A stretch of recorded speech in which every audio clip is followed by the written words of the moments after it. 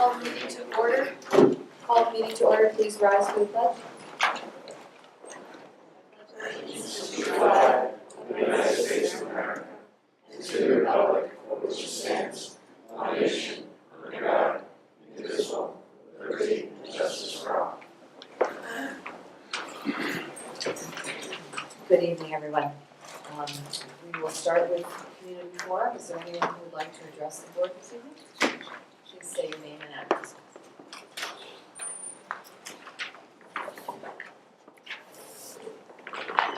Good evening, Dan Nevelos, 54 Hillcrest Drive.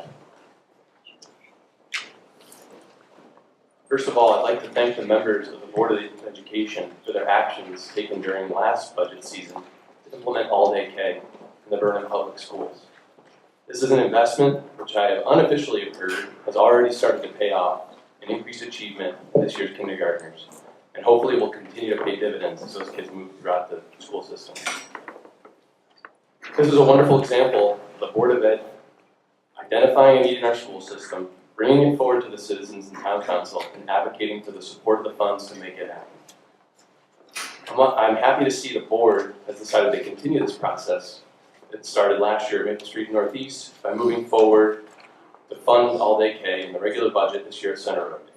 We cannot afford another setback such as the one we suffered several years back where we started and lost this important program. I've also been pretty pleased to see an increase in the amount and timeliness of communications from Vernon Public Schools about all the great things happening in our district. The Friday Good News is a fantastic publication and should be shared with a wider audience via social media and through the local reminder press. Having these meetings here available on YouTube is a great step forward in getting more parents and citizens informed and involved. I've also noted an important improvement in parents' impression of the district schools, especially VCMS and RHS. As you consider staffing cuts and teaching positions, please be sensitive that you don't make cuts that could increase class sizes or otherwise stop the momentum that we've made in that public image. I've been honored over the past few years to volunteer with the district's technology committee, the CRSPTO, and now the Center Road School Governance Council. During this time, my appreciation for the amazing work our teachers do every day in the classroom has grown exponentially. I'm happy to see that we're continuing to provide what we can afford in a cost of living raise to help them and to retain these talented teachers. I'm also happy to see that the board has made some continued incremental investments in technology in this year's budget. The teacher laptop lease in particular will go a long way in solving problems we've had with not having an adequate replacement cycle for these computers. This investment should pay immediate dividends in reduced downtime and lower help desk requests, as well as increase security and performance by allowing the upgrade to modern operating systems. Unfortunately, as a parent and an IT professional, I still have concerns about the overall level of strategic investment in technology in Vernon Public Schools. If we hope to meet the needs of our students and create a 21st century learning environment, we have to start thinking bigger and invest more. Mr. Rocket's recent iPad presentation was a great example of the kind of big idea that could have a huge impact in our kids' futures. Our kids are living in a wired tech world outside of schools, and their lives and their careers are going to depend on their ability to navigate this world. We owe it to our kids to give them every opportunity not only to use technology to learn, but also to prepare them to solve problems using technology. The workforce of today is not the same as the one that I went into 10 years ago when I graduated from UConn, more than 10 years. And much of it is because of the disruptive influence of technology. We must do a better job of preparing Vernon's children to be productive members of our societies. My two boys are going to be graduating high school around 2025. We need to start investing now to make sure that the class of 2025 and 2015 will have the resources they need to succeed. The first step that you can take tonight is to put us back on track with connecting our schools by restoring funding to the VCMS wireless project. The usefulness and effectiveness of the 430 Chromebooks which were purchased through a generous state grant is significantly reduced with the lack of wireless access that we have at the middle school and the elementary schools. We must continue to build the foundation to bring the technology our students need and that starts with a solid and robust wireless network infrastructure. I'm also concerned with the way the budget is presented in general, without the funding numbers for all of the requests that the administration has received. It's not really showing the Board of Ed, the citizens of the town, what the school system really needs, even if it would mean starting out at a number that's 15% increase. We need to know that number. I fully understand the sensitivity that all taxpayers have to any percentage increase that we may have to absorb in a given year. But I also feel it does a disservice to those same taxpayers to not know what we really need to provide for our children's education. Without the knowledge of that full cost, we can't hope to strategize for the ways to come up with these monies in the future. Thank you for your time and consideration. Thank you very much. Is there anyone else who would like to address the board this evening?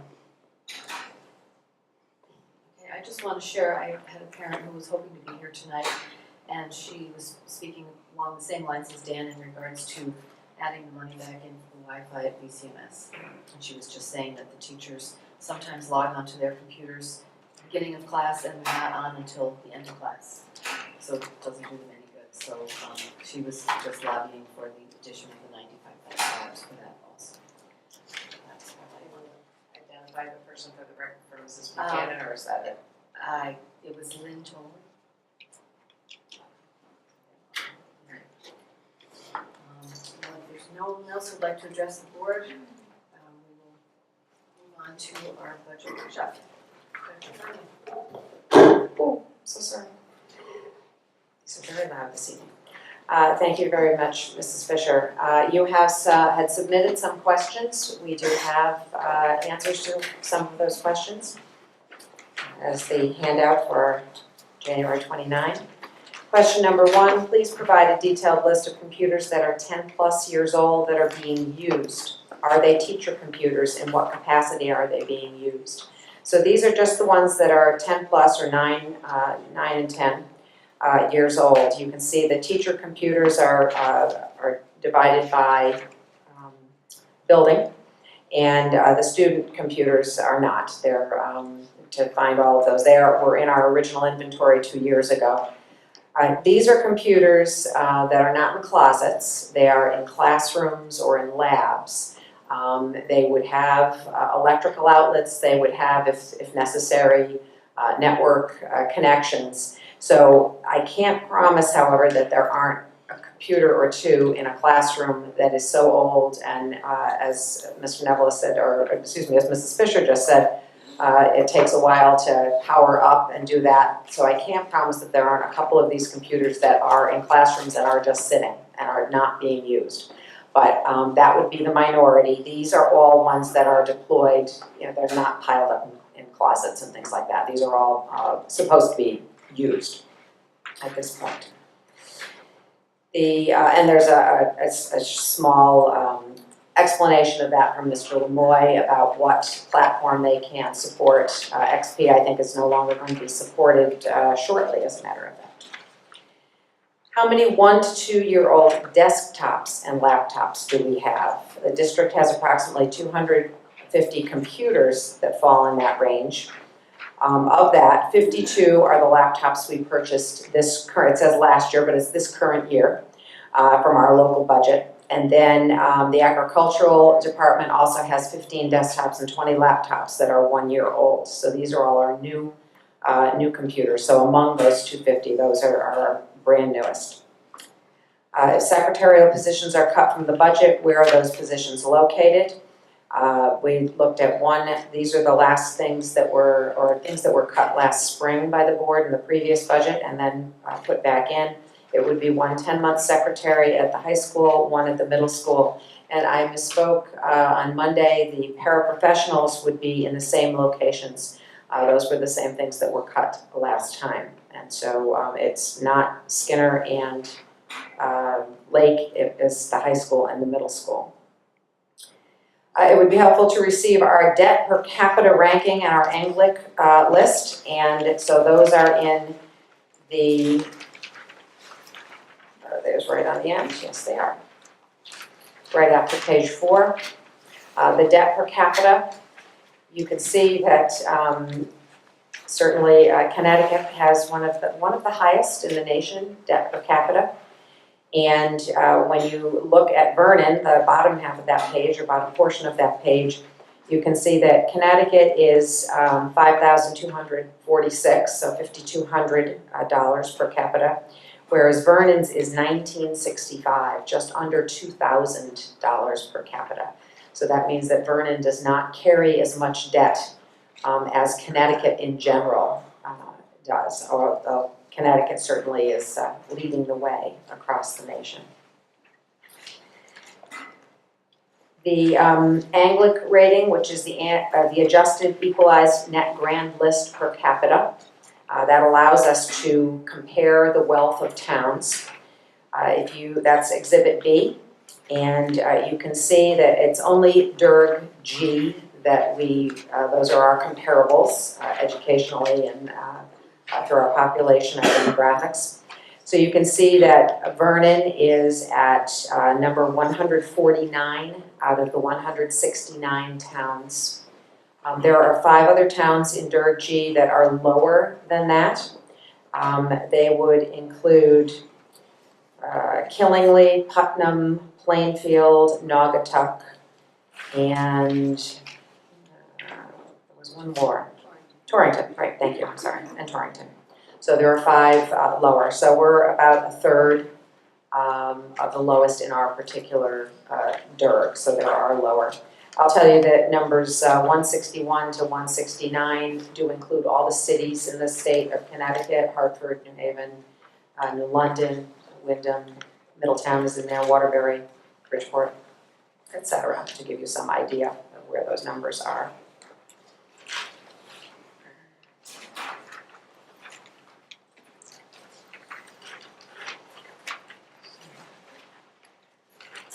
What is the disposition of the old painter supplies since we have no painter? Are they deteriorating? Have they been disposed of? The response from Mr. Kleinhans is that since the painter only retired in July, the paint is still, any paint that we've had is still with us. It's not deteriorated, and so nothing has been disposed of. The position is still in this budget. It's just not filled because of a budget freeze, and so we didn't have any intention of disposing of it at that point. The webmaster was questioned. We have moved from an assistant webmaster to a webmaster. Mr. Lemoy and Mr. Burt have combined to give you a very detailed answer here. I know that you can even check on our website right now. I think Lake Street has the old web design, and I think VCMS is right now up to speed on the new web design. And so when you look at those two, you'll see a very different quality of web page. So where we got everything onto the website, we now have over 700 pages on our website. And so we are updating, we are making the pages consistent with the same type of information in the same place, and trying to make it much more user-friendly. So our webmaster is doing incredible work.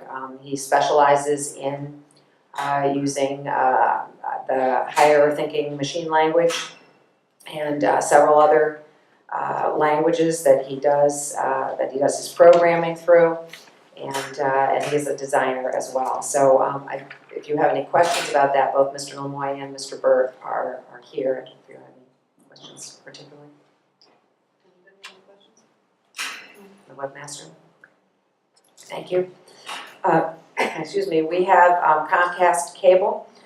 We have free connections, cable connections in all our libraries. However, 3 of our schools get their internet access from cable and from Comcast, Lake, Northeast, and Skinner. And when the fiber network is complete, we used to have all of our elementary schools and our middle school on cable.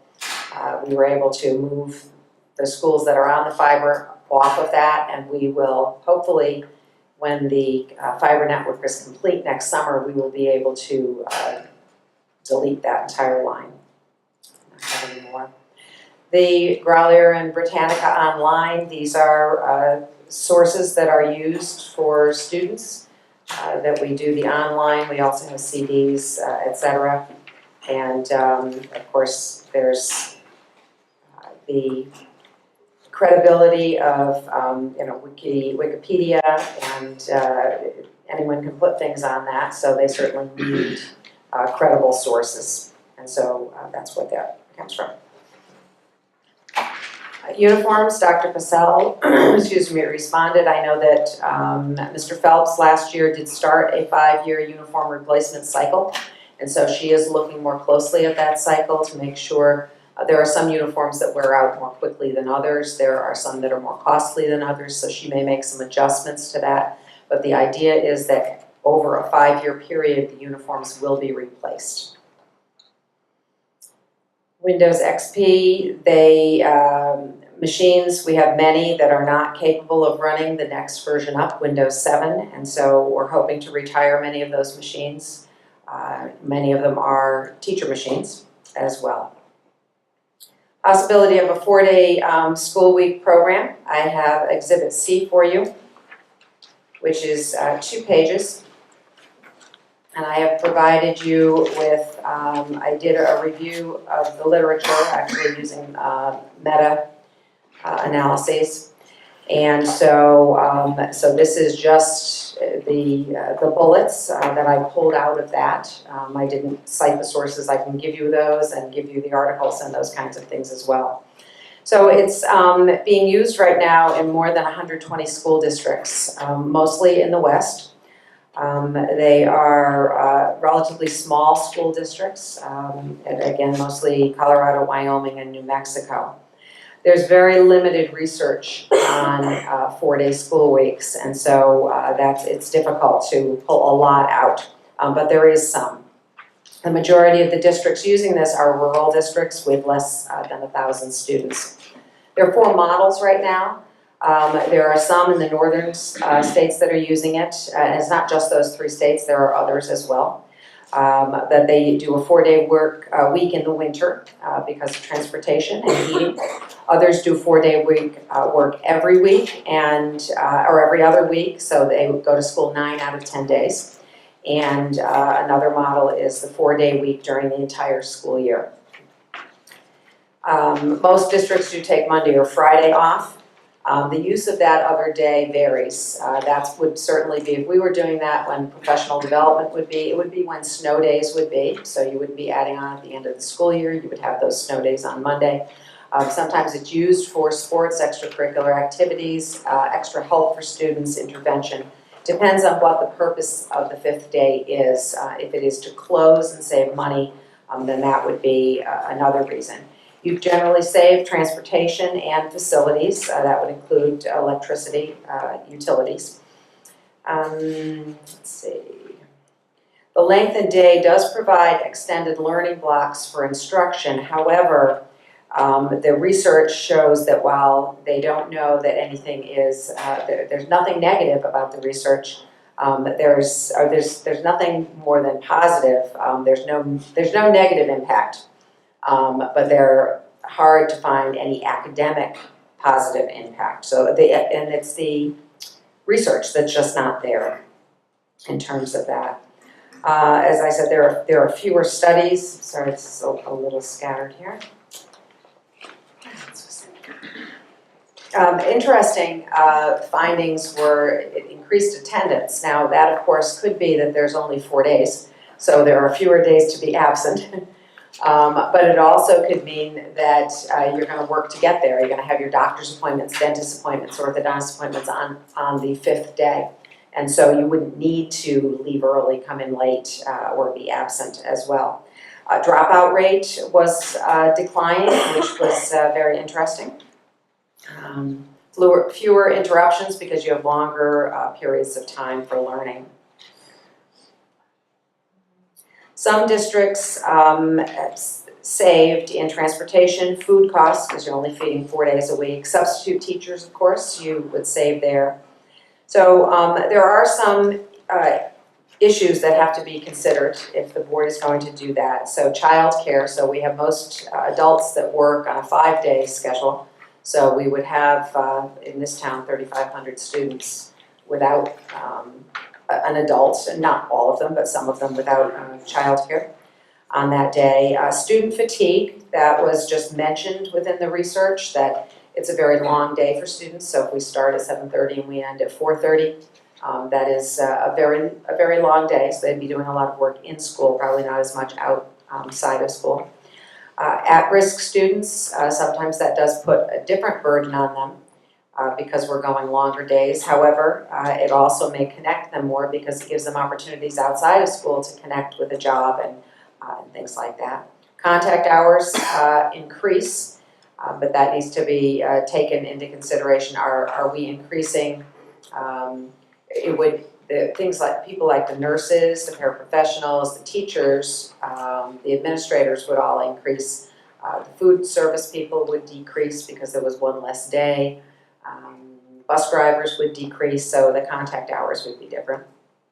There's a shift in costs, so the cost might be for those longer days, it might be different types of supplies, different types of transportation because the sports schedules are different, so a shift in costs, but definitely some savings.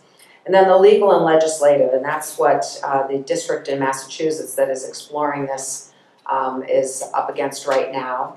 They know the first thing they have to do is to get the legislation to change from 180 days, which is what's required in both Massachusetts and Connecticut. That's what we have. At the very bottom, you can see Connecticut requires both 900 hours and 180 sessions. So you must go to school 180 days.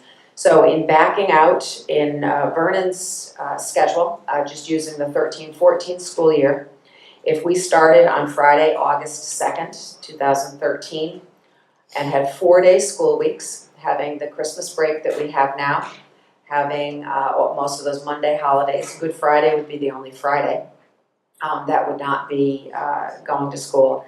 Then the last day of school would be Friday, June 29th, 2014.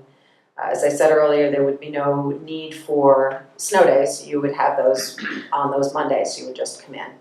So you would need to extend the year. So that's what 180 days looks like in our current calendar, our current the current way we do business from the first week in August until the last week in June, but then again, only 4 days a week. And so it could be a step towards going to year-round schooling as well. I certainly can do more research on this if the board is ready, willing, and able to start that discussion with the state legislature to ask about the waiver on the 180 days. I think it's probably not a one-year job, but at least the research would be a one-year job, but the lobbying would be. So I would leave that up to the board. This is the information I have right now. It's intriguing. I did not find that the savings were incredible savings. It's mostly in those rural districts that you are traveling great lengths on the bus and you can save that transportation cost and those kinds of things. Any questions on that for the comments? I would just say I appreciate the research, Dr. Conway, but I think at some future board meeting, not connected to our budget session certainly, that it would be interesting to explore year-round school. I know I've mentioned it before. In North Carolina, kids go 9 weeks on, 3 weeks off year-round. Schools are open, there's daycare and activities and extra learning, and teachers rotate through. They don't work year-round. So there are other possibilities that increase learning time. And my point in asking you to take a quick look was to see what the saving potential could be. And increasing instructional time is always something that we're concerned about. And although it's decreasing a day, it's increasing the continuity of time. So I thank you for doing that, and I will be asking you to look into year-round alternatives.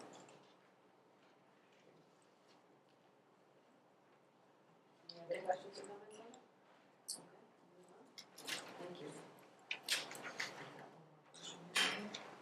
Okay. Before we get into, what did I miss the last question? I'm so sorry, teachers. I apologize.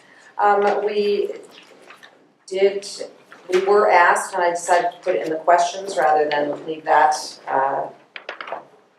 for later. We were asked if the board was to cut 7 full-time teaching positions, 3 at the middle school and 4 at the high school, what would those positions be? And Mr. Harrison has responded it would be 2 full-time reading interventionists, which would increase class sizes in the language arts area, and 1 music teacher. Just for your information, the middle school has 3.2 music teachers, the high school only has 1.8. And so it would be a music teacher.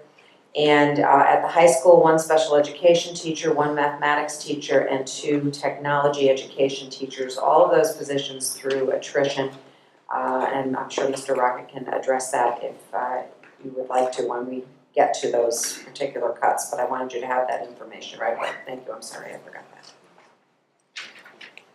Okay, anybody have any questions right now? Mr. Stanson? Dr. Conway, I had emailed you last night, and I just wanted to make sure you actually received it. I realized it was short notice to get the information. We actually did, I received it this morning in the car.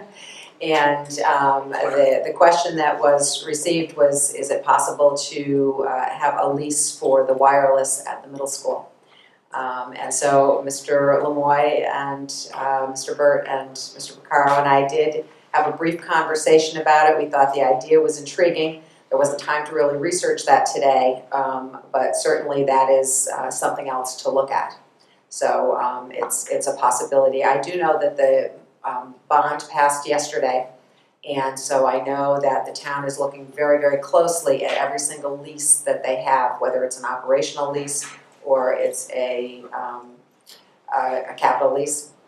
And so, and one of them, I think it's capital lease, affects your bond rating. So I know right now, if we're planning to ask for any leases, the mayor would like to know ASAP to do that. So if that's something you want to entertain with the board and a decision is made, then I would be speaking with the mayor immediately tomorrow morning to let him know that.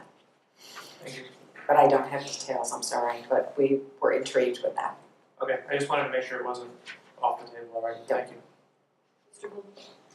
Question on the same subject of the wireless and VCMS. Is it possible to fund that through Alliance District under technology improvement for student learning? I think that it might be. That's very possible.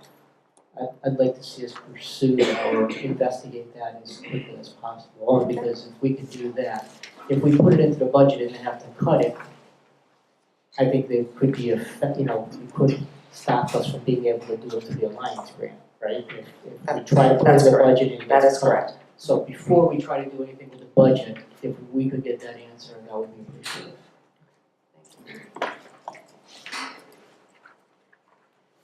Okay. Does anyone want to make a motion? Mr. Stanton? I'm sorry, I did have one additional question. The reading interventionist FTEs, what line item is that?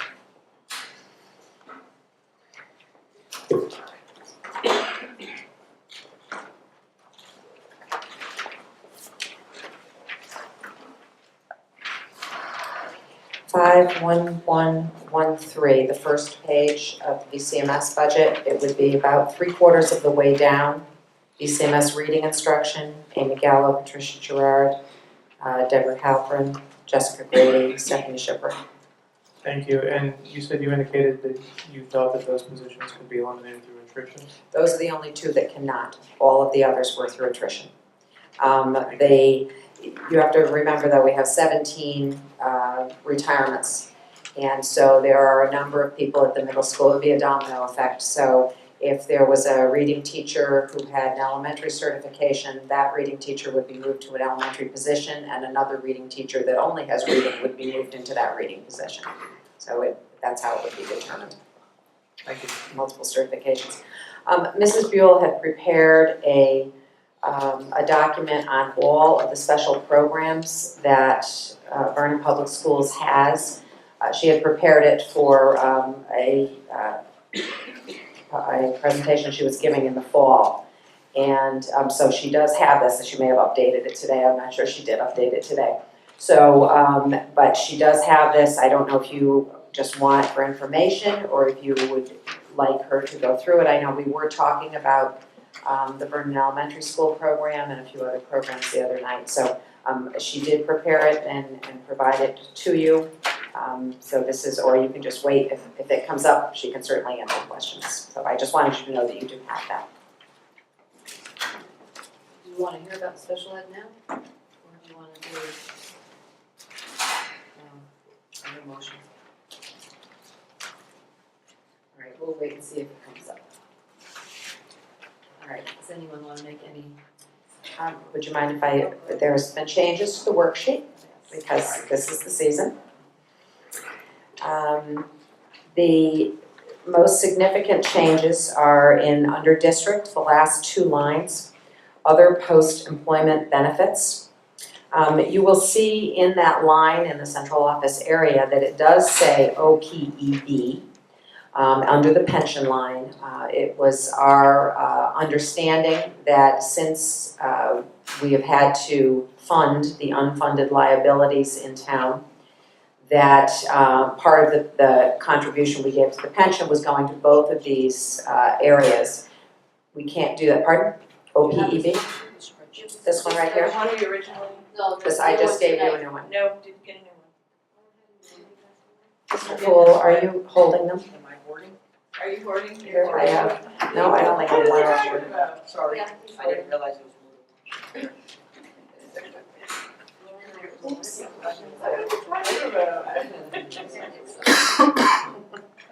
Sorry about that, okay. Again, under district, the last two lines in that location area.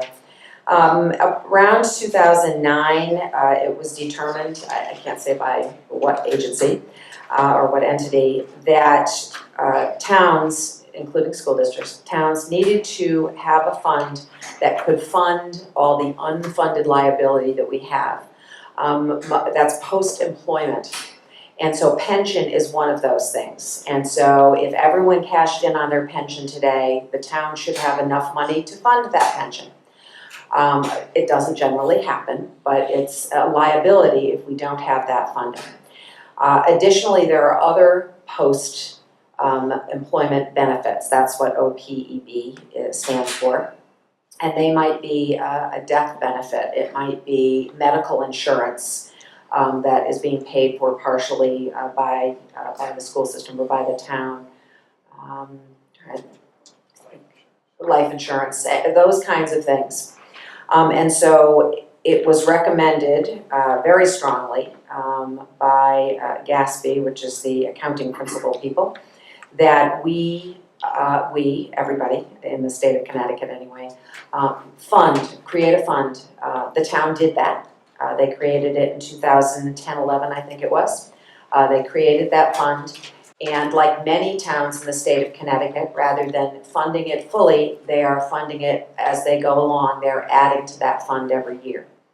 And so under the pension line item, if you look in our budget, it does indicate pension, OPEB, as well. And so it was just our impression that whatever the pension was, we were contributing to both of those funds. We have found out that that has not been the case, that we've only been contributing to pension, but also that those funds must be separate. The pension fund must be one and the OPEB fund must be a separate fund. And so the number we have received through the town, by the actuaries, but through the town is $50,000 this year for the board's share of that account right now. So we do need to add $50,000 in. It would be a brand new account. We would make it separate from the pension. It can't be in the same line item. So that is OPEB.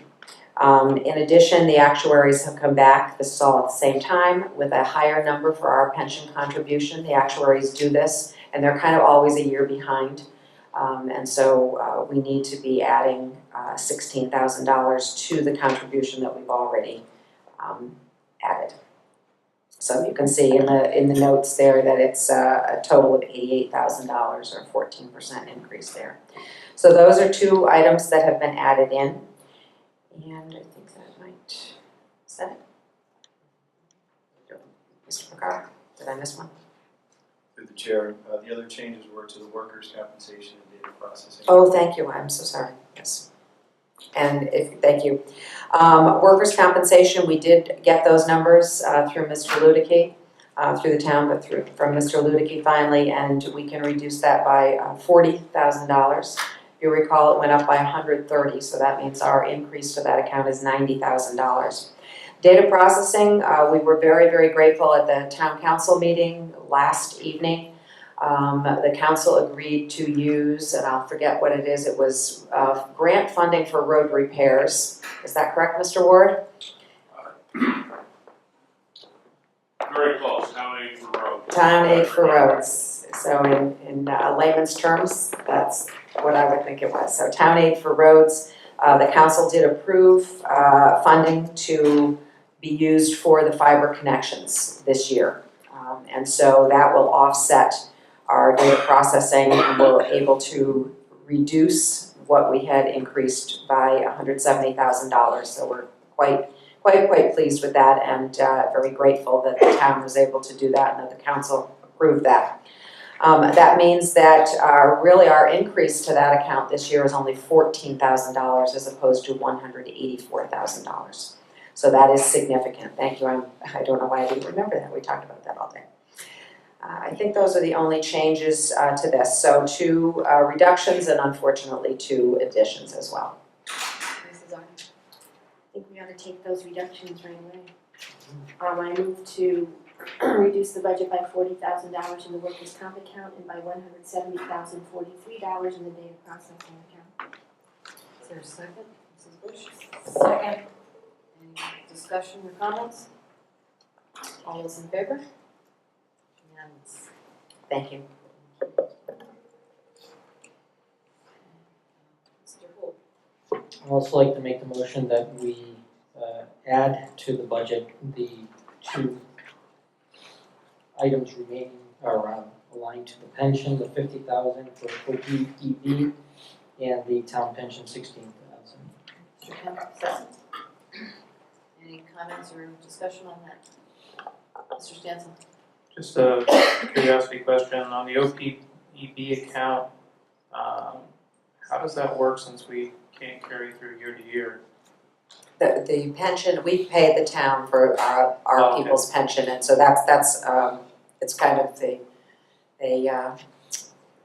allocate that money to the board, and the board pays it into those particular accounts. But it's appropriate because our employees receive the town pension and certainly post-employment benefits as well. Okay, thank you. Any other questions or comments? All those in favor of the motion on the floor? It's unanimous. Thank you.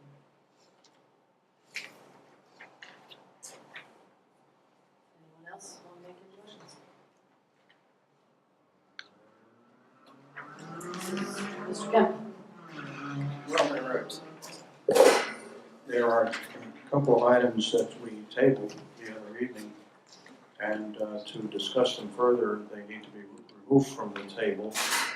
There are 2 items specifically, therefore I move to remove from the table the teachers item 393,059. Appreciate a second. Mr. Holt? I'd second the motion. All those in favor? It's unanimous. Would the chair prefer to have another motion to remove from the table, or would the chair prefer to have us discuss the one that we have already? Let's discuss the one we've just removed. Pardon? Let's discuss the one that we've just removed from the table. Okay.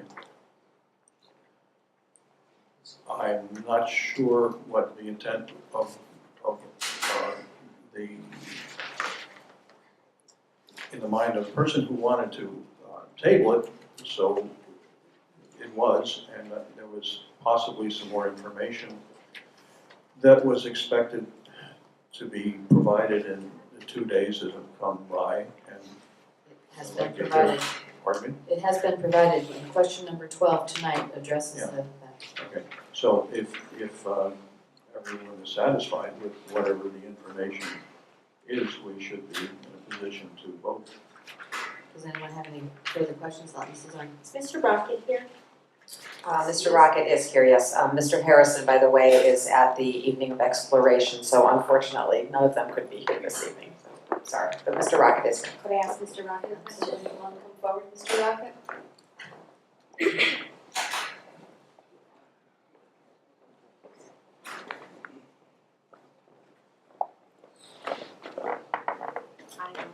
When we looked at some of the class sizes at the high school, we were concerned about some very low numbers. And so I'm curious why your recommendations for reducing staff were in special ed, math, and 2 technology teachers. Okay, so great question. With your permission, I'll read the statement I prepared, justifying it to myself, so to speak. It will be achieved through attrition, and that's very key. Our intent is not to hire replacements for retiring teachers. We have 5 retiring, mathematics, special education, 2 technology teachers, and a physics teacher. We have to replace a physics teacher because of science section requirements. We have no choice on that one. For us, the primary reason for achieving the levels you asked us to through attrition is to maintain our current climate of innovation, cooperation, flexibility, and problem solving that, in our mind, has generated tremendous community excitement and several innovative courses and programs. We've designed these to attract students to the high school. This change has occurred, frankly, at all levels and in all departments of the high school. I'll tell you that change like that is not possible without the wholehearted dedication of the staff. People giving way more than they're really expected to give. I'll tell you that they spend so many hours thinking outside the box, being flexible, coming up with new ideas. These are things that rarely come along in an organization. I think maybe some of you have heard about some of the excitement generated from these changes. It's my belief that the current focus of the building is solution-oriented and forward-thinking, and that reducing staff through other means might, in isolated cases, help class sizes, but places in great jeopardy that innovative and solution-minded mindset. I will tell you that I am very loath to not replace 2 technology education teachers and a math teacher. Technology ed is a wonderful growth area for us.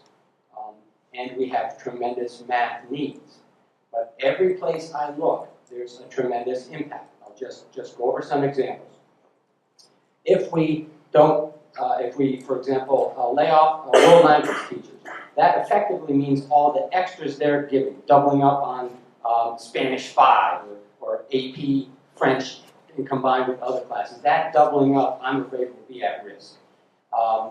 If we perhaps look at an art program, you hope, I think, got all that email about the wonderful art recognition. Those things draw kids to the school, and they generate excitement, and both of those departments are very innovative. If you look at something like a health and phys ed, then you start looking at risk factors with phys ed classes that are kind of scary. So the big thing I'm worried about is maintaining the mojo of that building that's going on. I have to look at it from a building-wide perspective. And I'll tell you that I have to face these teachers when I make this justification. And right now, you have a high school that's working together and operating in a fabulous way. So that's the essence of it. I'll tell you that I considered other factors. For example, as you raise your graduation requirements, we internally are expecting our students next year, 9 to 11, to carry 7 credits instead of 6.5. That'll generate in the neighborhood of 25 new sections. We are under one of the NEAS recommendations to do more cross-curricular and cross-disciplinary courses. Some of the new courses we're proposing accomplish that. That eats up sections. We have, because we for very understandable financial constraints, can't get outside people to cover cafeteria duties and study duties. We're going to have to use some teachers for those. So they're already being eaten up, the teaching sections. But the big thing is we have a wonderful thing going into high school, and I want to continue those. It's not in any way meant to reflect that those departments aren't extremely valuable. They are. And if you were to say, okay, make it 3, a tech ed teacher would come back. Okay, make it 2, a math teacher would come back, you know? So that's why.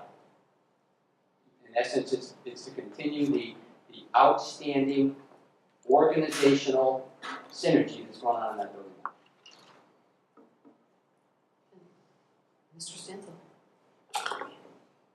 Mr. Rocket, I guess I'm just confused. The other night, we were told that we missed a math position and it was critical that we add a math position back, and we did so. And now you're telling us that we can eliminate a math position. So I'm having a little trouble reconciling those two statements. Okay, I'm not telling you you can eliminate a math position. It's not a recommendation of mine to eliminate a math position. One in my mind was a clerical error. We forgot to include that. So I felt bound to ensure that we did include it. That was, in my mind, strictly a clerical error. In a perfect world, would I focus on literacy and numeracy? I would. But I can make other cuts, but I see a greater value to continue all of the innovation that's going on in the building. Thank you. Does anybody else have any questions? I have a couple of questions. What will that do to class sizes in math? It will increase them in math. I think the biggest effect will be on our some of our remediation efforts. We're going to have to look at remediation a new way. In anticipation of this, I've already spoken to the assistant superintendent about things like getting certain softwares that can help us, like Alex is the remediation software we use, increasing our licenses in Alex software, maybe seeking through Alliance Grant additional grad point, one of our blended learning mechanisms that can be used perhaps both for summer school and in remediation, things like that. So there will be an increase. The big part, I think, is in our remediation efforts where we have very small, essentially class sizes. And what about tech ed? 2 teachers seems quite excessive. It's drastic. I met with that department today to go over with them, just as a matter of you know, that's how you do things. You meet with people first. And they fully understand the financial constraints. I had to reassure them personally that this is not a judgment on how valuable that is to our kids.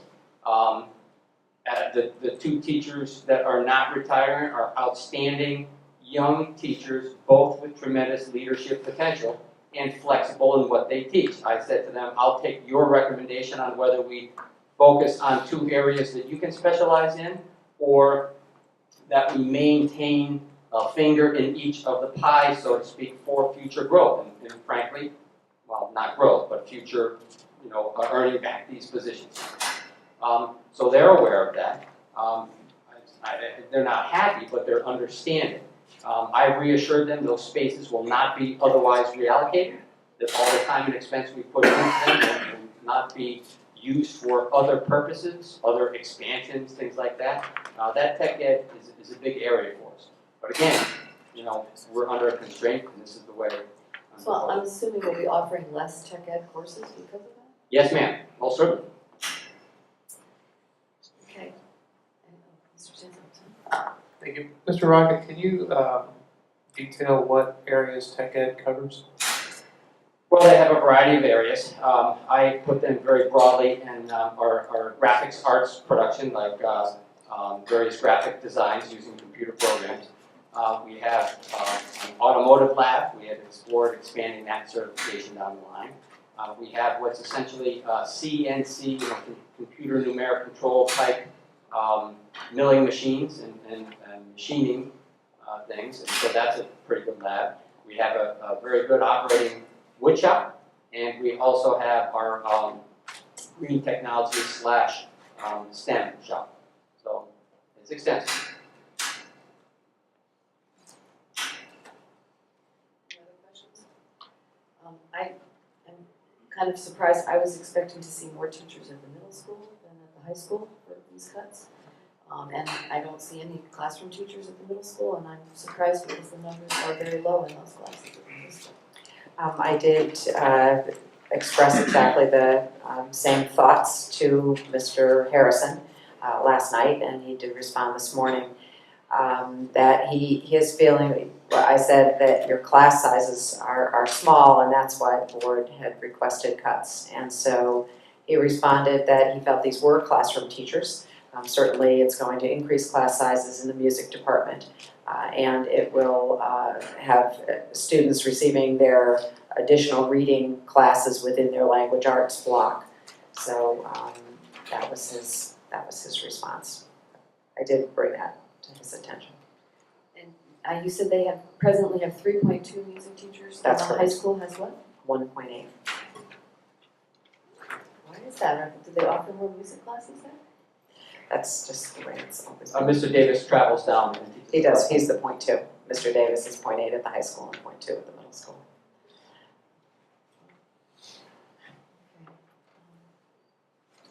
Anybody else? I personally, I know I'm not gonna vote, but I personally don't mind cutting. I think we do need to cut 7 teachers, but I don't like the breakdown of how you wanna do it. Or who wants to do it, I don't know. Sorry. It's the same dilemma. I think reduction by 7 is distasteful but necessary. But I have a hard time, and Mr. Rocket, I don't mean to be insulting. You know far more. You're not insulting me. I understand the dilemma you're operating. I don't take it personally. Okay, I'm not second guessing your choices, you explained it excellently, okay. Maybe it's my ignorance that allows me to, it doesn't allow me to feel real good about this. It's a real dilemma. I'd like to support the reduction, but I don't like where those reductions are gonna come from.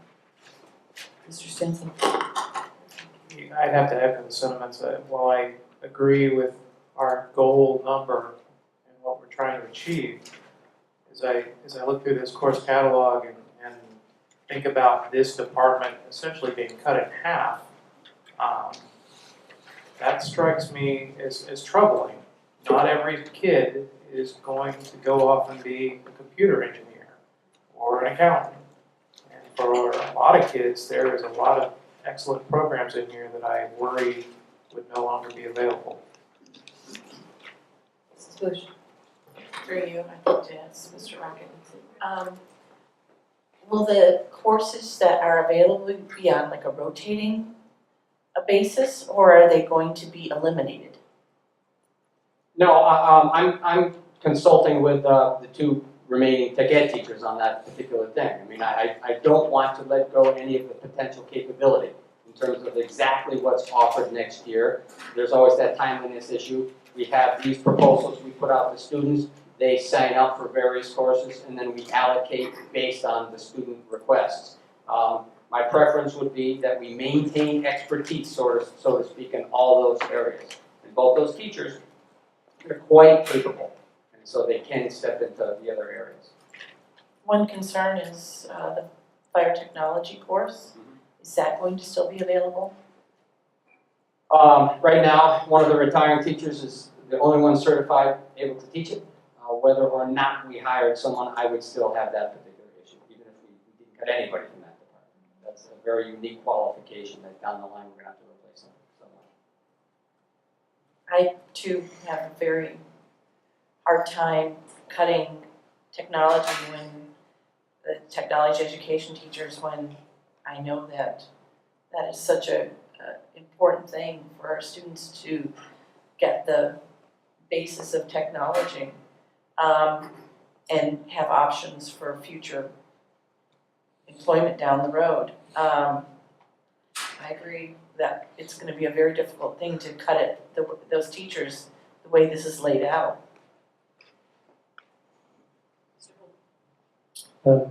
David, you had asked about who tabled. I tabled because I wanted to understand where the positions were. And after seeing the positions, I echo what I've heard here tonight.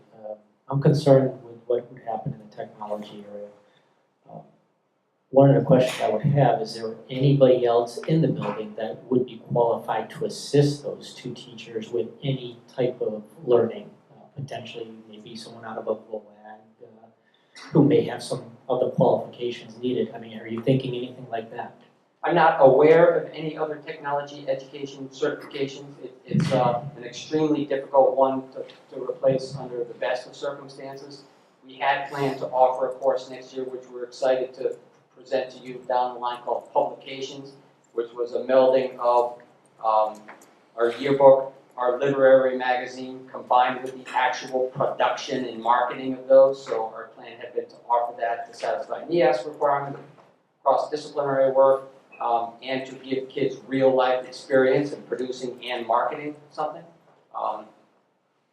I don't know that we can offer that, so, I mean, I hope you don't get the impression that technology education is a less priority with me. It's not, but one of the things you've asked me to do is to reinvigorate the school, and the way you do that is to invest in people. And it is a soft thing, namely it's not looking at a class number. I have invested in those people, and they responded to you and to the citizenry. So that's why I'm making it. I mean, it breaks my heart. I didn't want to have to meet with those people today or you guys tonight. But I still believe for the building's good, it's the way to go. Is tech ed a shortage area, or technology ed teachers? Do we feel we're going to have difficulty filling them if we were to fill those positions? I think yes. I don't know whether it's currently defined. That changes on a year-to-year basis, but it's always difficult to find teachers for it. I'm gonna try this. I'm gonna move to reduce teaching positions by 1 FTE reading interventionist at the middle school, 1 FTE music teacher, 1 FTE special ed teacher at the high school, 1 FTE mathematics teacher at the high school, and 1 FTE technology education teacher at the high school. Mr. Jensen? Second. Mrs. Orange? I'd like to speak to the motion. I think it's a compromise. I don't not trust you, Mr. Rocket, but I just don't feel comfortable with that. And I certainly don't like the idea of increasing class size in language arts at the middle school by eliminating 2 reading interventionists.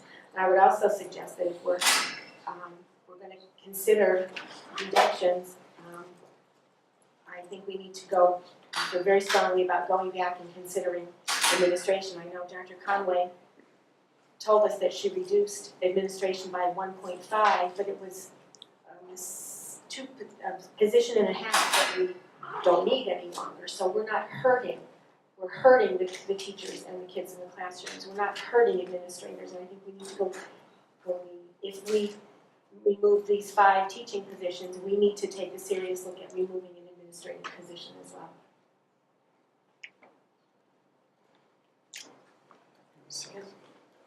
My thinking is that if you wish to specify these 5 in particular as the ones that will be removed, that does not mean, which I could support.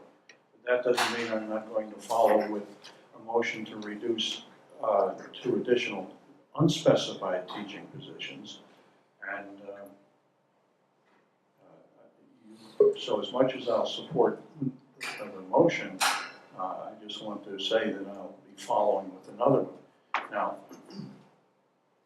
as I look at the numbers in the middle school, and maybe that's an appropriate time to talk about the second motion, I think there needs to be some review of that. But I don't want to totally tie the superintendent's hands by defining every single position, and that may be a task we'll leave with her to choose. But if Michelle's motion does not include those any other staff members, that's fine. Anybody have any questions? I have one. The reading interventionist and the music teacher are not through attrition. So are there The music teacher is. Oh, music teachers, I'm sorry, that's correct. But the reading interventionist is not, that's correct. It's gonna be more than the 54,000 that's budgeted for new teachers, so that person's salary, is it higher or lower than that 54? The person, well, we're losing by attrition, most likely. So if there's a reading teacher who has multiple certifications, he or she would take the elementary position, which is Right now budgeted at 54, so it's the 54, 437 that we would be saving, right? I'm gonna support the motion as presented with the reduction on the tech and the reading. Any other comments? I have to say, I'm not happy about the math reduction at the high school, but that's just my opinion. All right, any other comments or questions? All those in favor of the motion? It's unanimous. Thank you, Mr. Rappel. Thank you. Thank you. Mr. Campbell. I move to take 2 additional unspecified reductions to the teaching line item. Is there a second? Appreciate a second. Second for discussion.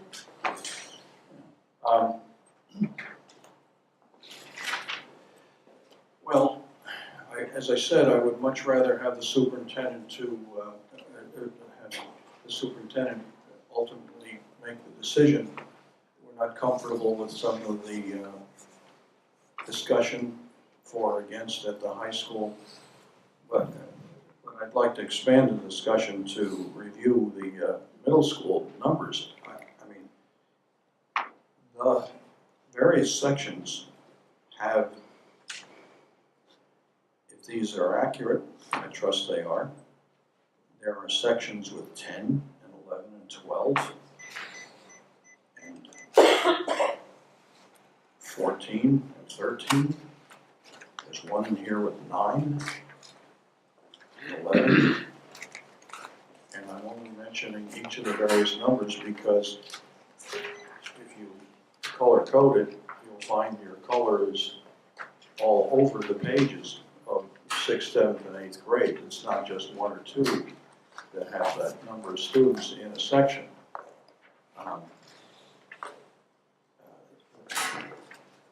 So Mr. Harrison's comment that it would raise class size there would be true, but if so, not to a point where it would be unacceptable. Remember that our elementary class size guidelines are 18, 20, and 22. And as I look at all of the numbers that are in the various sections in the middle school, it's rare that we have anything that is 20, 21, and 22. The vast majority are well below that. When we see class sizes in the elementary grades that are 12 and 13, we generally insist that something is done to balance it out to where there's another section taken away, and we get to the guidelines of 20 or so. And so throughout the middle school, we see extremely low numbers. So I don't want to put Mr. Harrison in a difficult position here this evening. I'm just making a general comment that this just can't fly. And so the 2 additional staff members may come anywhere in the system, but I suggested the middle school be reviewed very thoroughly. Mr. Stanson. Thank you. I would not personally support that motion, only because of the very discussion that we've had this evening. If we had made that exact motion last week, then we would have just lost the 2 positions that we were arguing to save. So, meaning no offense to the administration, I would like to see what 2 positions are proposed. I completely agree with Mr. Kemp that some of the numbers in the middle school are very low. And I'd like some additional explanation around why it would not make sense to look for a reduction there. And I also need to echo Michelle's statement that I think as we look through this, there needs to be a serious look at the administration's budget and whether we can find, something there as well. The other position that we haven't talked about that's included in here is the increase of the return of the athletic director's position from the stipend. And that's also a significant piece of money. So I would like all of those options explored rather than just arbitrarily saying that we're going to leave it up to the superintendent to eliminate 2 positions. Thank you. Mrs. Arndt? Through you, Ann, I would like to support the intent of your motion, David, but it makes me uncomfortable to not be more specific. If you would consider rewording your motion to direct that those 2 reductions come from the middle school and may increase class size, I'd feel better about supporting it. But it's too nebulous. I think it leaves too much room for something to happen that we may not necessarily want to have happen. Mr. Holt? I also would like to have a little bit more definition. I think that it's, I know we have to reduce this number in order for it to be palatable. And the VCMS class sizes, as you've indicated, are the areas that really struck us as being very low. We had talked about all the unified arts. I mean, that's where we're seeing those numbers are so high. We now know that with music position, that's going to change some of the class sizes there. But there's still some other unified arts. We also talked about the fact that we're still doing keyboarding at the middle school when they're doing keyboarding in the elementary grades. So, I would ask, is that something that we need to continue to do in the middle school when we're doing it already down in the lower grades? So I don't know what the options are there, but I think that's something that's where our mind is at. Mr. Kemp? I'm willing to change my motion to direct the 2 reductions to be in the VCMS environment, if that obviously is the pleasure of several of you. So let that be the change. If that's an agreement with the seconder. I believe it is because it's Mrs. Arndt was the seconder. I apologize, I don't, Oh, that's what I all you're understood saying you is, said. I'm sorry, No, that's what I had understood you to say, that if you specified BCMS, that you would. in areas of class size, that, you strengthened your motion, in my opinion, by specifying BCMS. But you didn't address those areas where the class size is particularly small. And there are a number of areas that would include a number of choices. We wouldn't be directing straight to one area, but we would be saying to the administration, we'd like you to look at BCMS, and we'd like you to look at those class sizes that are particularly small, and that's where we want you to make the At VCMS, reductions. right? Right. Well, they're, Yeah, go ahead, I'm sorry. I don't think they're going to take the reductions in places where there are large class sizes. But David, we,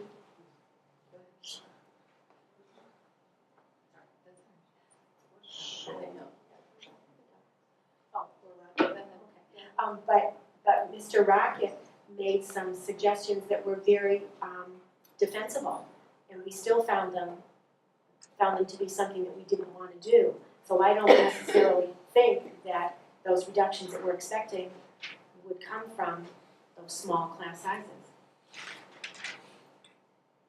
okay. Unless you specify. Well, without naming a particular person, and I'm not in a position to do that, or a particular subject, but if the motion is to take the reduction in the VCMS environment, in particular where class sizes are exceedingly low, the motion should be worded that way then. Then the seconder is fine with that. So let me get this right.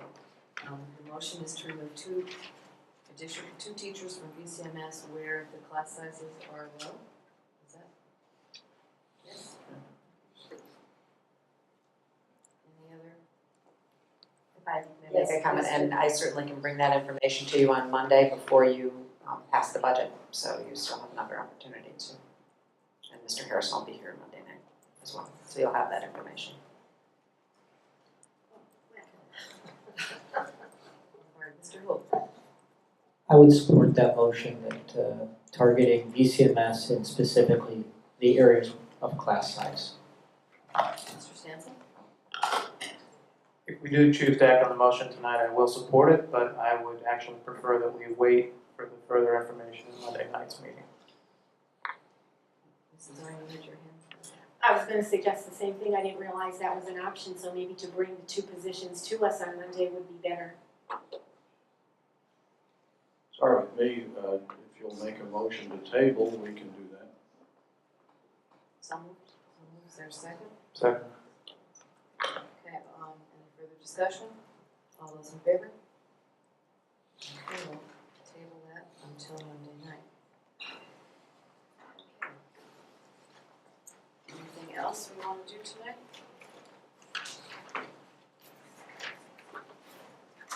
Yeah. I thought that might be, if nobody said anything, you would ask for a motion to adjourn, so I did want to ask, were you going to do that? No? Oh. Not yet. I don't think we've gone far enough yet, in my opinion, but. That dramatic pause worried me. Sorry. Through you, can I ask Mr. Picaro where we're at right now? That was gonna be my next Oh, question. okay.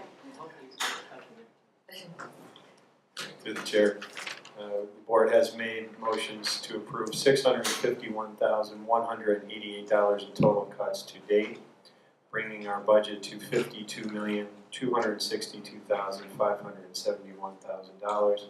It's a difference of $1,767,784 above the current proposed budget in current fiscal year for a percent increase of 3.50%. Thank you. Mrs. Bush. Can I test your math more? Can you give us the reduction of just those two teachers? So we know where we would be Sure. if we remove those on Monday? Through the chair. That would change our numbers to 3.28% reduction. I'm sorry, 3.28% increase for the total budget. Increase for this year. Mr. Kemp. I'd like to inquire, do we have any further information about the SEBA messaging came our way?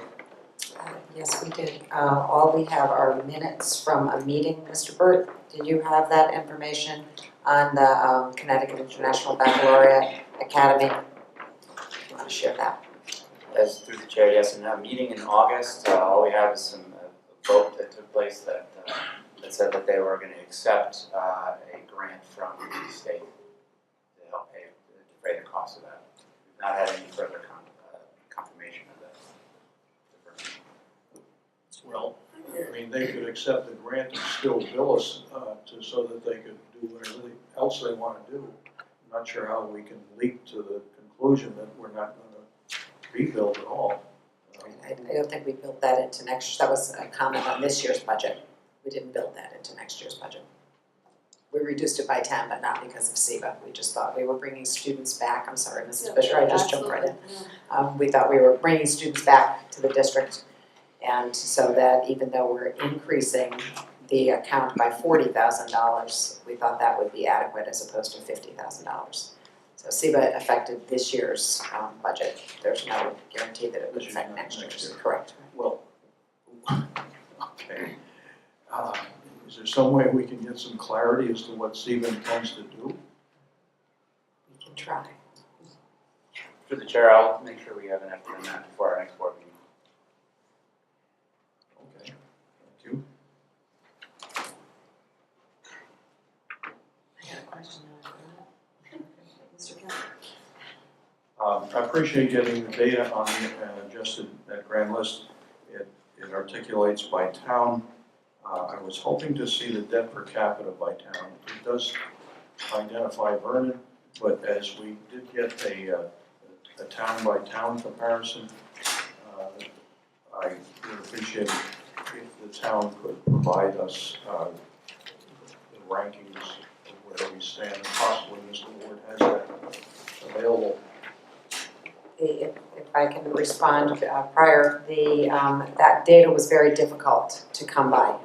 It's not a canned report such as the annual grading or the net current expenditure per pupil. Those are items that people want to share all the time. The debt is not something that they have a canned report. So that's why we had to pull the one sheet you have are 2 separate reports, might even be 3 separate reports too. Pull in the statewide, the national rankings, as well as Vernon's rankings. And we had to pull those out. So we could not access any kind of report that generated that. If I could ask Mr. Ward, John, the CCM used to publish a town-by-town ranking of debt per capita. Used to get it every year. It was often published in the town's annual report. And I thought that would be something that would be fairly easy to obtain. Do you have any idea if debt per capita by town is in any of the information you receive in any form? Through, excuse me, through the chair. I don't recall having seen that, but quite a bit of data does go by, so it wouldn't shock me either way if it's there or not. I know Mr. Bucaro was speaking with Mr. Boudica today. I suspect if we have it, it's in the comprehensive annual financial report, and I wouldn't be surprised if Mr. Bucaro hasn't pulled it out. Certainly we can look, whether it's CCM, OPM, or ourselves. If anyone has tabulated that, I will forward it to Mr. Bucaro. Thank you. Mr. Hoop. I'd like to see if I can get Mr. Rocket to come back to the podium for a moment to talk about the library assistant at Rock Falls School.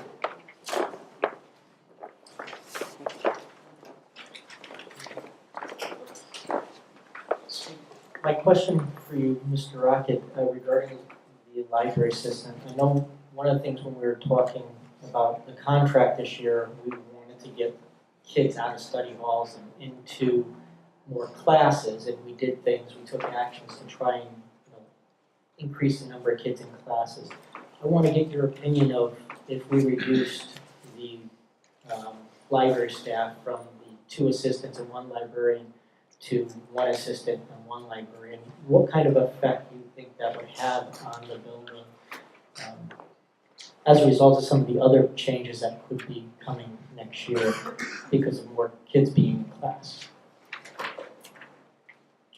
Okay, so the question I think is 2-part, the effect of reduction of a library assistant and other changes because of increased classes. You're right, okay. So the first effect of removing a library assistant would be to reduce the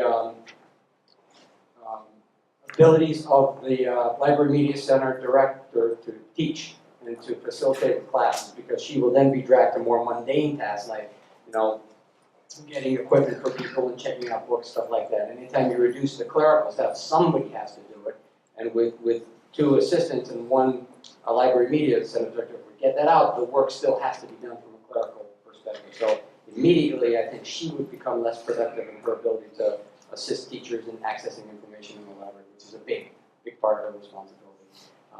I'd have to look at it more closely, but that's the immediate one that jumps to mind. In terms of plans for what we're going to do with students next year, as I mentioned, we internally, our building leadership team via our department chairs increased what we want kids to carry next year from 6.5 to 7. So we expect to use up a lot of the sections we're getting. So we have so many coming to you through the approval process. We think you'll be very excited about them. But we need to gauge where the interest of the kids are before we start allocating teachers to those particular sections. So I guess the short answer is we don't know, but either way there's a lot of options for kids. Do kids spend time in a study hall within the library? Is that one of the options for them today? In today's course of where they're at? That is one of the options. We certainly want to reduce the numbers of kids in the study hall. Some can go to the library. We pretty much give them free access to the library. For some kids, that's a better option. For kids that want to study more or are a little more focused, that's a great option. I've never been in a high school where you're able to eliminate study halls. There's just so many scheduling conflicts. Some you need them, even if they are reduced. And we discussed this extensively at a department chair level. Some kids developmentally need that study. They are just not ready to take 4 85-minute blocks times 2 days.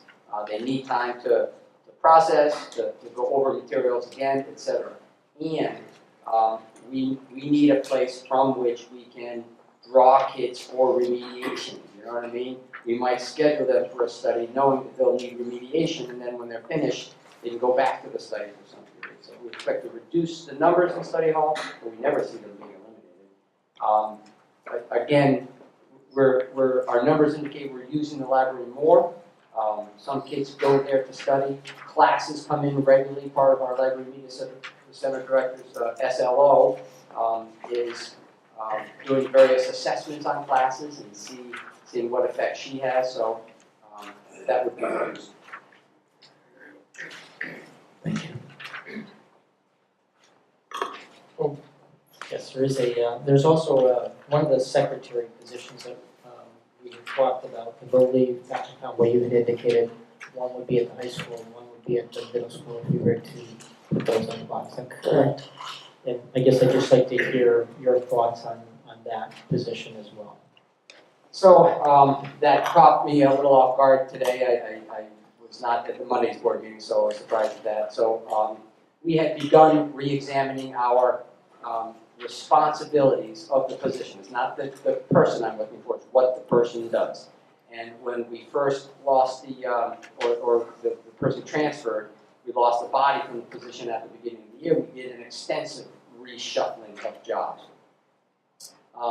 The op tempo at the high school is such that I had to come back to the superintendent and request that body be filled. We right now, as you know from your things, you can have people extend themselves so far. Right now, I'm burning those secretaries up. They're staying late. They're sometimes doing what they should do and putting numbers in. We're using some of the salary left over from that spot to pay them overtime. But you know how it is, and an organization can only do that so long. And there's the accompanying degradation in what you're able to do. We're spending tons of time with kids from an administrative and a secretarial level. And as we get spread thin, our ability to do that is greater. So I don't have an answer for you on how I would shift the responsibilities if directed to do so. You know yourselves from your own organizations. It's sometimes more palatable to look at those positions as compared to a teaching position, but that work has to be done by somebody, and that work doesn't go away. May I ask how many secretaries there are at Vernon? Gosh, I don't know. I'd have to add it up. I got a lesson today in the difference between 10-month, 12-month, and part-time. Okay, if we could have that for Monday. Yes, ma'am. Thank you. Mrs. Arndt, did you have a question? I do. Actually, I'd like to make a motion. Okay. Do we need Mr. Rocket to still be in the no. hot seat? No, I'm Okay. sorry. Thank you. Thank you very much. I move to eliminate the position of supervisor of special education at grades 6 through 12. Is there a second? Second for discussion. I speak to the motion. I wonder if Dr. Conway could help clarify for me exactly who's doing what. I see different things in different places, so could you just help me understand who's doing what? Mr. Phelps is doing, attending, he's working on placements and then he's attending out of district. Planning and placement teams, so that would be at all our charter schools and our magnet schools. Okay. And then a few others that are not, because that special ed is not his area of expertise, but he's an administrator, so he's certified to do that. Some others that are not very, very involved. Okay. And the supervisor of special education, 6 through 12, was doing some of that as well. That is correct, especially the out of district. As a matter of fact, there was a 24 or 48 hour period about a month ago where both Dr. Cassell and Mr. Wiley, I think a combination of 5 kids that they were able to hang on to and or bring back to the district and save the district, quite a bit of money, or 1 and 2. I think one had 1 and the other one had 2. They work on these people for months, on the families and the PPTs, and try to get them back in. So they save their salaries in one day. I don't. Could I ask Mrs. Buell to come up and give us any more information that we might need? I don't have any questions for her. Okay, but I'm going to say again that I think it's not fair for the burden of our budget constraints to be borne by teachers only. And although I said before, I understand Dr. Conway's rationale when she said to me, we've already eliminated 1.5 administrators, but we eliminated 1.5 that were no longer necessary. And we're not eliminating 5 teaching positions, perhaps 7 teaching positions that are no longer necessary. My rationale is we need to, for lack of a better word, ask the administrators to share the burden of our budget constraints as well. There appears to be a little bit of overlap. I'm sure Mrs. Buell is going to correct me on that one. But I would say too that Dr. Conway has made it very clear to all of us that she strives to have the cream of the crop, the best of the best, working in our system. And if, I'm assuming that that's true about special education as well, and to ask these professional people to come up with a way to reallocate responsibilities and save this budget $123,000, I don't think is too much for the board to ask and to expect. Mr. Hope? I'd like to ask Ms. Buell about the 6 to 12. I've heard of other districts having basically K to 12 special ed, and I'm wondering if that is something that we could conceivably be doing here in Vernon. Maybe I don't know how our K to 6, how much of a workload there is there, but would a half on both of those work, and maybe not a full reduction of that administrative position, but a half of it so that we could combine 6 to 12, or make it K to 12. And I'd like to just hear your opinions on that. I would like to just start by saying that I appreciate the questions, and I totally understand the questions. I understand the position you're in and respect that. So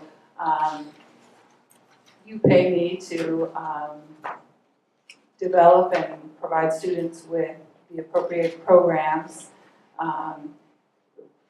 in the area of pupil personnel services. So I would just begin by saying pupil personnel services encompasses special education, guidance, nursing, related services such as occupational therapy, physical therapy, assistive technology. So there's a large range that falls under under our office. Certainly not every aspect of every position is direct report to my office or to me, but we certainly have a wide range of responsibilities. I think, as you know, there is also a large amount of money that is associated with this department, and the people that we employ, and in order to provide good services, quality services to our students, we need to make sure that we have great people and high quality, the best people. So there are a lot of things that come into play there. Having served as an elementary principal, there are building level things that principals need to work on every minute.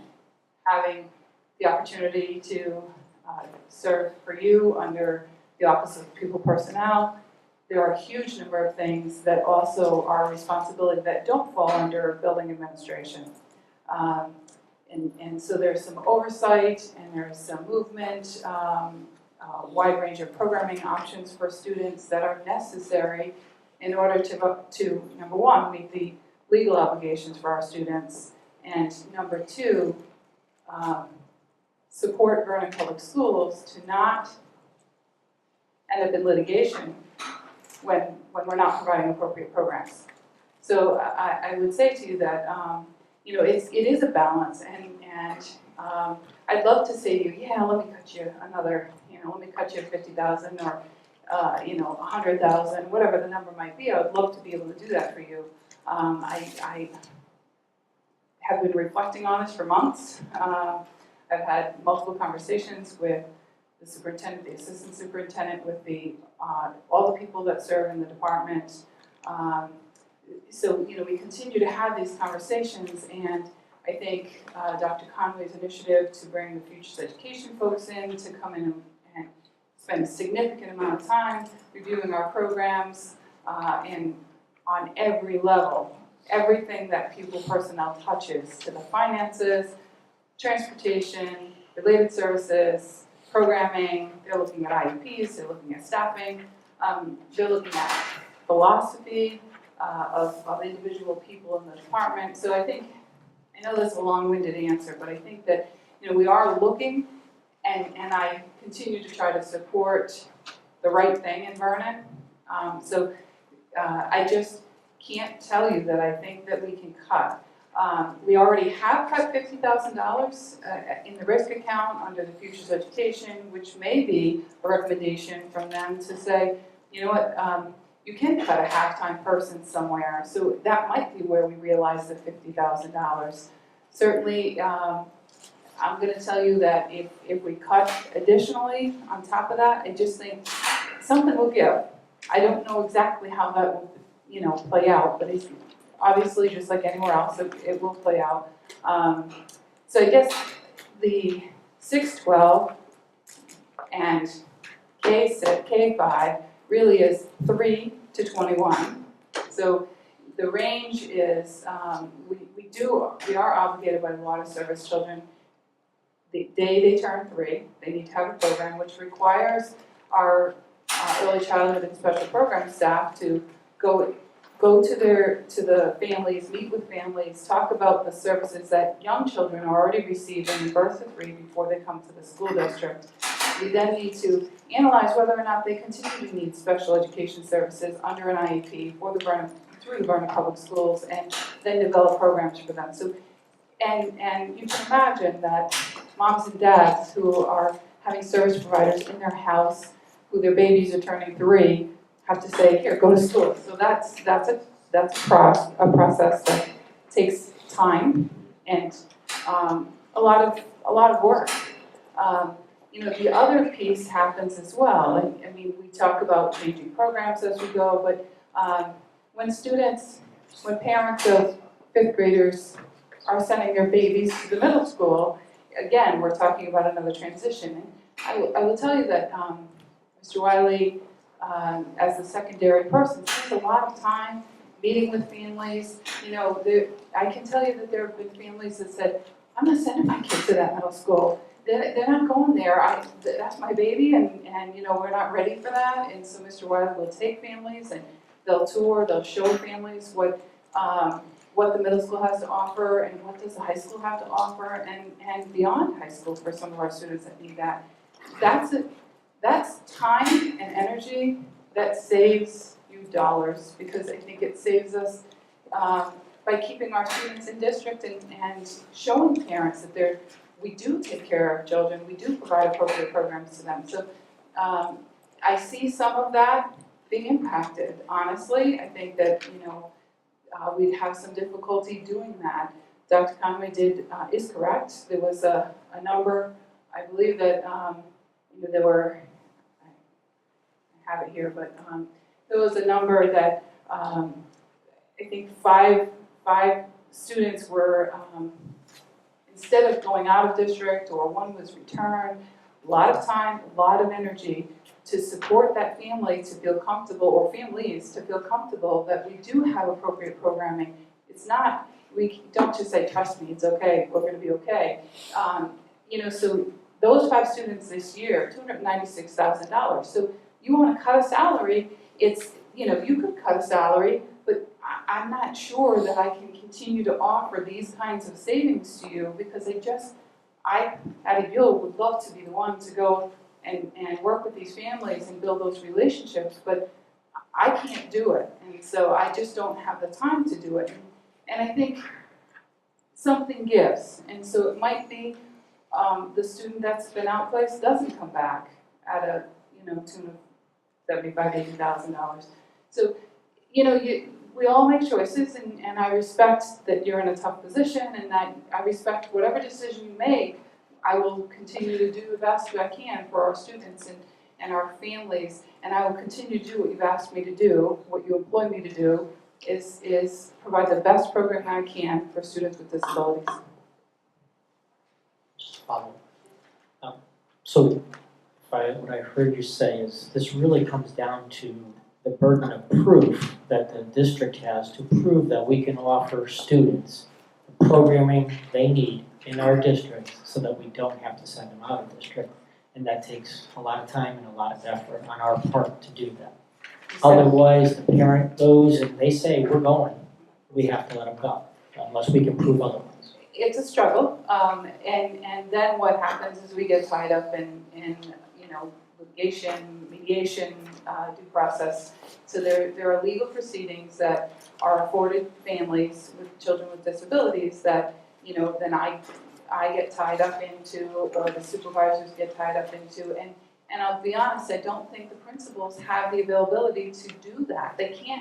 I can't say to any one of the principals sitting here, or Mr. Harrison, could you go out and go visit that school where this child attends and then bring that child back and have a tour and spend the day with that child and make sure everything goes smoothly, and then can you talk to the parents after hours and talk to them about how it went?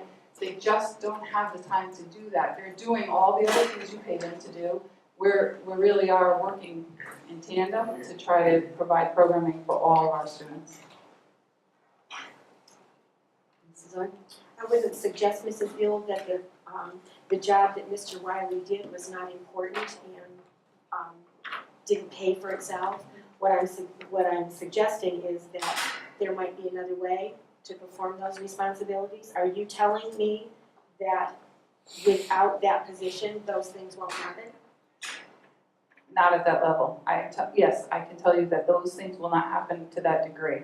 So what happens is, I might reach out, someone from my department might be able to reach out and say, okay, but then they're running to another level and trying to reach out to another family, so they don't have the time to build that relationship and to build, it is very time consuming. I think I tried to indicate in here that, even the person who attends out of district PPTs, so we drive anywhere round trip from an hour to 3 hours just in the car to get to a meeting. That doesn't include planning who's going to be at the meeting and, some of that secretarial, telling the secretary, invite the following people, this is what we're going to do. So you get to the meeting, you spend between 1 and 3 hours in a PPT. I'd like to think it's more like an hour, but there are some that we spend more than that. And then you spend hours tracking down staff, who are not ours, by the way. I can't say, listen, this is due. I'm tracking down staff, asking them to produce the documents that they need to to develop the individual plan for these children. So it is hours per student that is out of district, and it is very, so it's not like anybody's hanging around. They're all working nights. All of us are working nights and weekends, and that's part of the job. I understand that, but I'm not sure that I can ask anybody to take on even another half, even spread out. If it's spread out between, let's say there are 2.5 people in the department, half of me, half of an out of district, and one other person. I now need to take that one FTE and split that across the rest. And so I just am not, I don't think it's a good idea. And maybe Futures is gonna have a great idea for us, I don't know yet. But I have very big concerns about really trying to continue to offer the level of programming that you expect from our department and that our children and families deserve. Mr. Stanzel? Having had some rather extensive interactions with the special education department in Vernon, I just want to say I did second the motion for discussion. I will not be supporting it for many of the reasons stated. I just feel like this particular position and the duties that it entails is important. That's not to say I don't think that there are other areas of administration that we can look at, but I just can't support this particular cut. Thank you. Any other? Mrs. I? If there is no support around the table, then I'll withdraw the motion, but I would be looking to the administration, our Dr. Conway, to reduce our budget by one administrator. If this position is so critical it can't go, then there needs to be some place where administrators can help us with our budget burden. So if there's no support around the table at all, then I'll withdraw the motion. Mr. Kemp? Before you do that, I'm gonna move the table to Monday's meeting. What are you expecting to come back on Monday in regards to this? Well, I'm not certain, but before we vote, before Michelle necessarily votes against, removes her motion from the floor, I thought it might be well to keep it on the floor and simply table it to Monday. Could I request then that Dr. Conway bring to us at Monday's meeting a suggestion for administrative reduction, position reduction? That may help make the decision.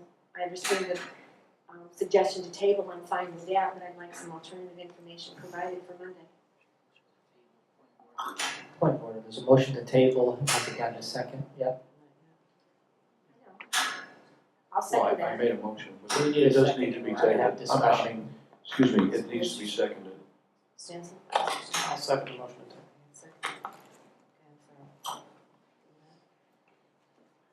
Mr. Holt? Just discussion on the motion to table, regardless if it's tabled or not, I won't be able to support that administrative cut based on the information that I've heard and understanding what we have to do as a district for burden of proof when it comes to special education. I think it's a liability that, we're gonna have increased lawyer fees, we're gonna have increased, time out of district to go and fight these cases, so I wouldn't support it. Thank you. Any other comments? Questions? All right, there's a motion on the floor to table this until Monday. We're requesting Dr. Conway to come back with a possible alternative administrative cut. All those in favor of that motion? Anyone opposed? It passes.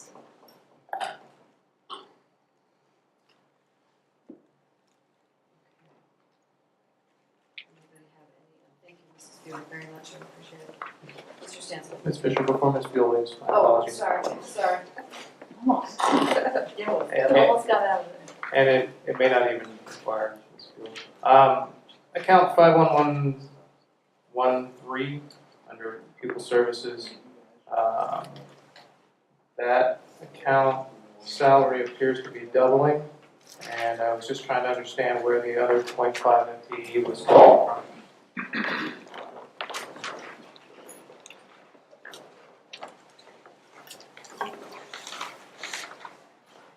Mr. Burt cued me, so I believe that it's an addition. Regina Lee was added into this program as opposed to, I think for a while she was located at BCMS, and so it's been moved over to Pupil Services.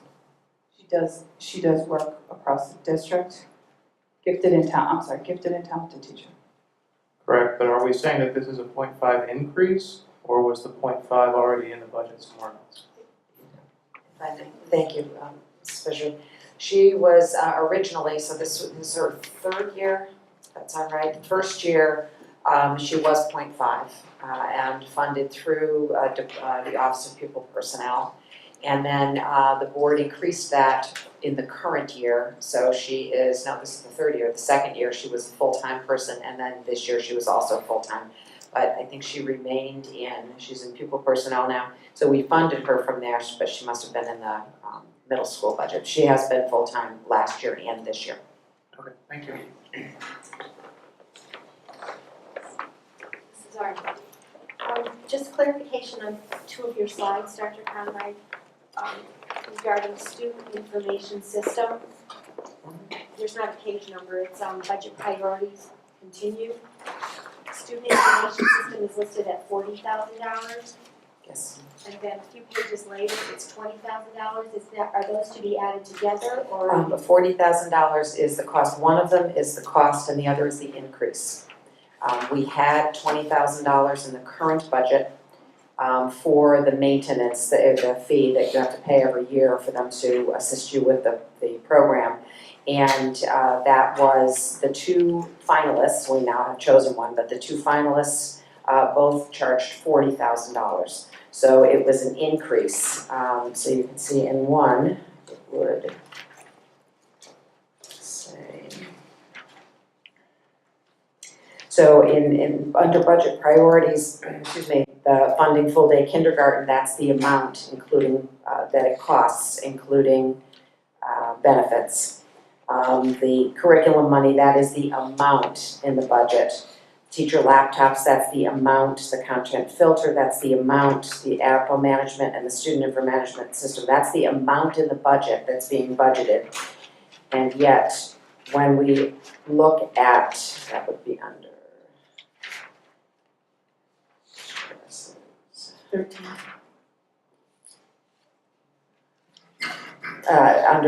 Under capital, those are the increases. When I went through the 8 areas, the word increase should be above that. If you look a couple of pages earlier, you'll see under professional services, it says increase. Under purchase services, it says increase. So that's the increase, not the full amount, but just the increase. So 20,000 was the increase, 40,000 is the full amount in that line item. Find it on the last page of central office.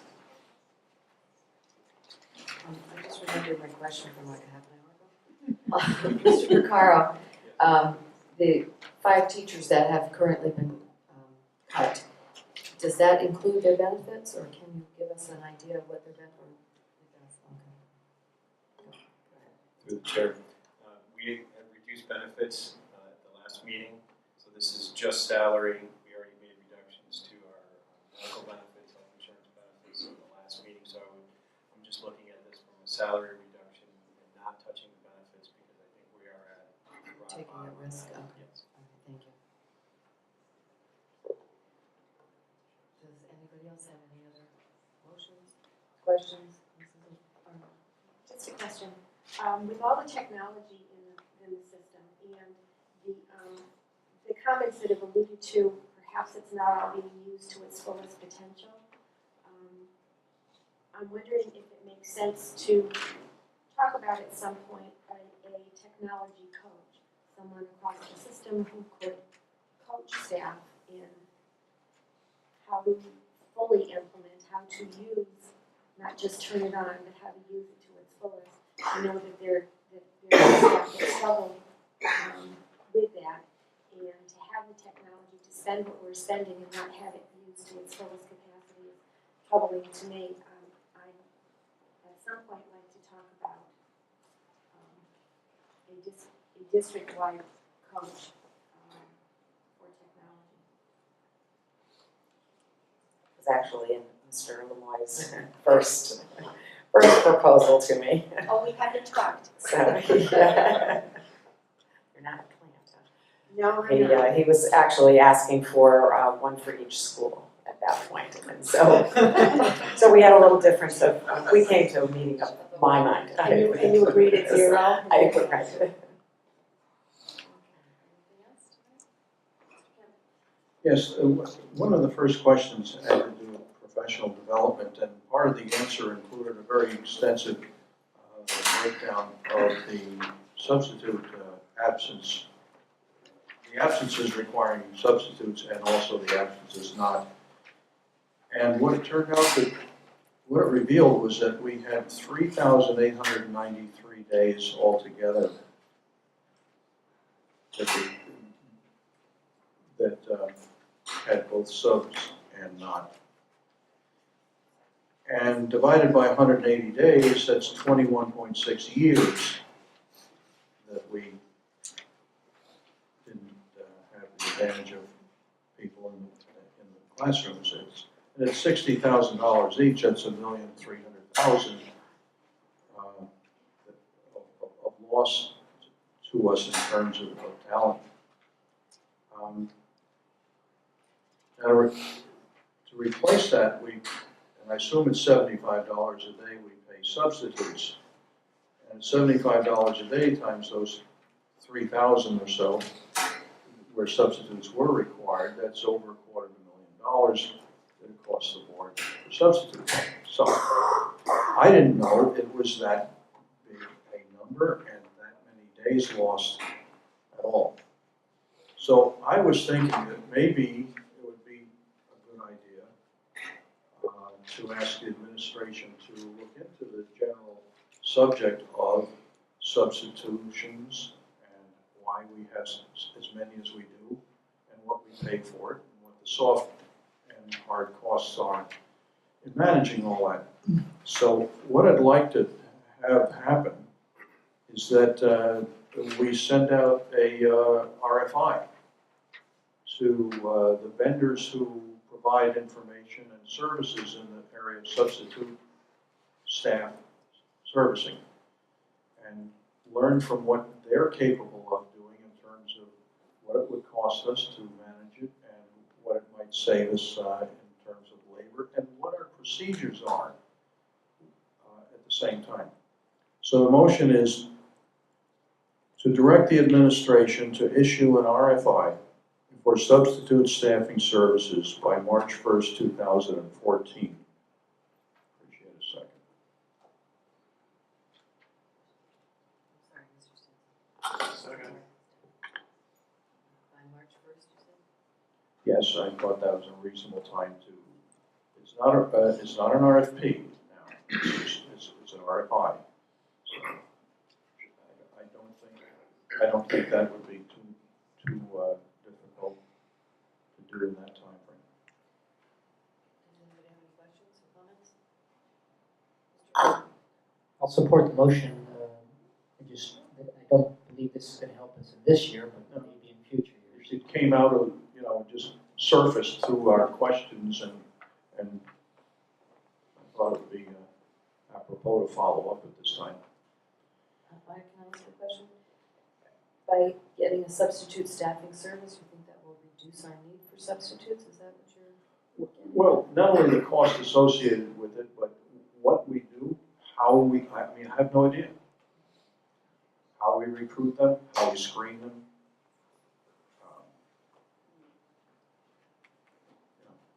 Thank you. Okay, any other questions or comments on that motion? All those in favor of the motion on the floor? It's unanimous.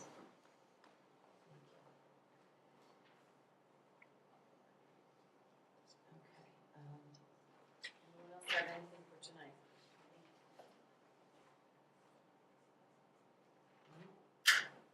Well, you know what that means. Someone want to make a motion? Sorry, to adjourn. Is there a second? Mr. Kemp. All those in favor? Unanimous. All right, we will see you on Monday night at 6 o'clock. Which will be our final meeting on the budget, so we will have to come to a final conclusion on that.